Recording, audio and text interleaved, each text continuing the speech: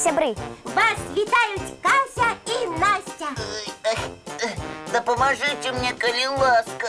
Гэта Лесік, яму дапамога неабходна. Нічого страшного, сам справится. Лесик жа любіць паўтараць, што ён моцны, самастойны. Не, Кася, калі нехта просіць аб дапамозе, я не магу адказаць.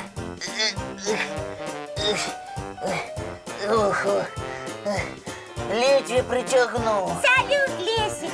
Добрага ранку. І навошта ты гэта прыцягнуў? Хачу ў космас. Ты на гэтай ракеце паляцеш? Пакуль што не ведаю. Лесік, у ракеце мала месца. Вось я і буду трэніравацца.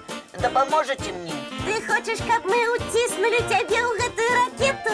Ой, можа, не трэба? Яшчэ як трэба. Няхай трэніруецца. 3-4 узялі. Не, нікуды мы не будзем Лесіка ўціскаць. Ён жа сам пажадаў. Ёсць у мяне адна ідэя. Хвіліначку. О, будзем Лесіка ухутваць. Спавіваць, як немаўля. Мяне навошта? Лесик будзе быццам немаўля. Вось здорова. Настачка, давай спавіваць нашага доўгавушыка. Давай. Шчыльней, Настачка, каб ён нават паварушыцца не мог. Скажыце, дзяўчынкі, навошта вы гэта робіце? Лесік будзе укручаны, быццам немаўля. Ты нават паварушыцца не зможаш.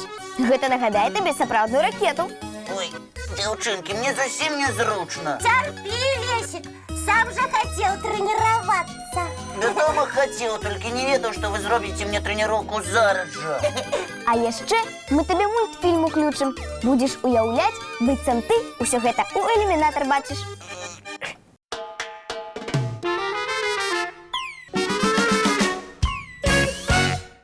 Усё, я патрэніраваўся, выпусціце мяне. Не, Лесик, сядзі так і не варушыся. Гэта яшчэ чаму? З такога кокану звычайна матылёк атрымліваецца. Які матылёк?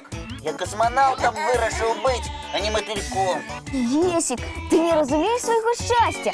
Матыльком быць так цудоўна. Трэба ўсяго некалькі дзён пасядзець у кокане. І пасля у цябе з'явяцца вялікія прыгожыя крыльцы.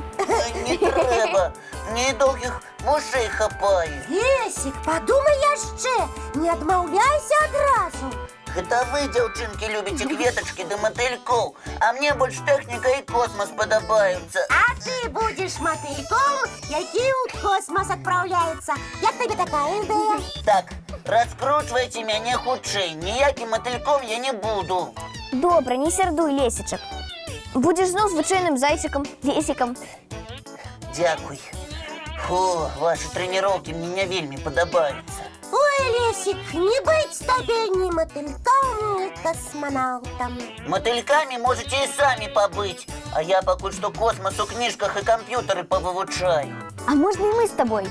Хіба вам цікава? Яшчэ як? Кася, ты з намі? Ну, пакуль што з вамі. Але калі мне не вельмі спадабаецца, прабачце, я ад вас трошкі адляплюся. Дакладней, адлячу. А вы, наши любимые глядачи, з намі?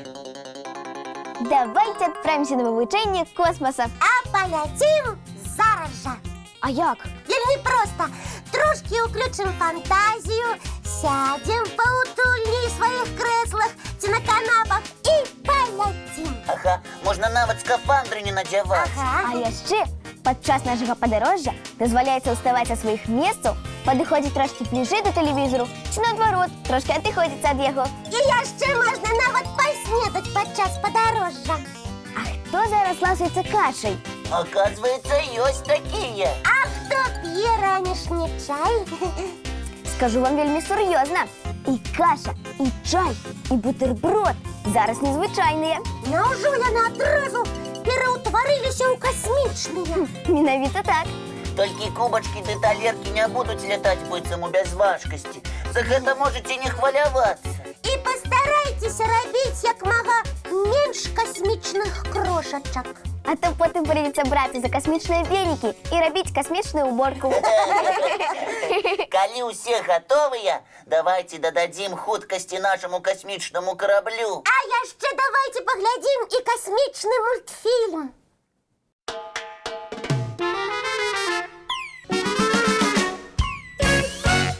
Сябры мої, усі готові до космічної вікторини? Вікторини ми вельми любимо. Тільки ці відкажемо на космічне питання. Але ми будемо вельми старатися.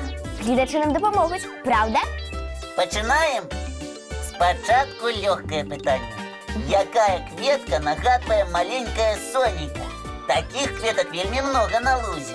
Рамона, хіба не так? Лесик, тут варіантів бути не може. Лічите, що з першим питанням вікторини ви чудовно справилися. Переходимо до другого. Давай худшей. Як ви лічите, чи ростуть рамонки на Марсі? Марсіанських рамонків ми поки що не бачили. А ось уявіть, коли б на Марсі росли рамонки, і вони були б синього чи фіолетового кольору. Здорово! Сині рамонки! Для гэтага можна космонавтом стати, щоб таке убачити. А як ви лічите, якого кольору можуть бути рамонки на Венеру? Венери? Венера вельми загадкова планета. Дам подсказку. Рамонки з Венери можуть бути вельми літнього кольору. Самого сонячного. Виновито так. А ви здогадалися? Рамонки з Венери можуть бути жовті чи оранжеві. Цікаво, правда? А ви ведаєте, що є одна кветка з вельми космічною назвою? Хто-небудь ведає її? Ніхто не ведає. І ніколи про такое не чули. Открою вам великую космічну тайну.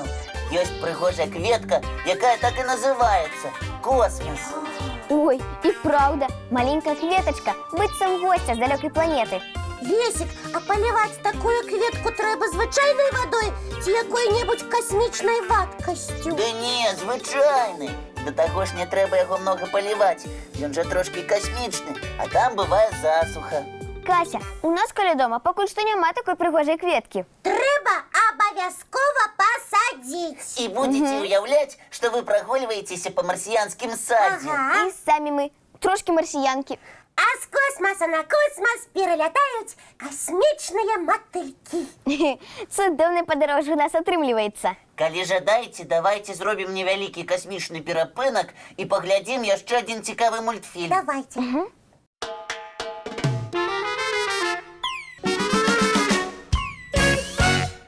Дівчинки, протягуємо наше подорожжя. Я дома. До якої планети полетим?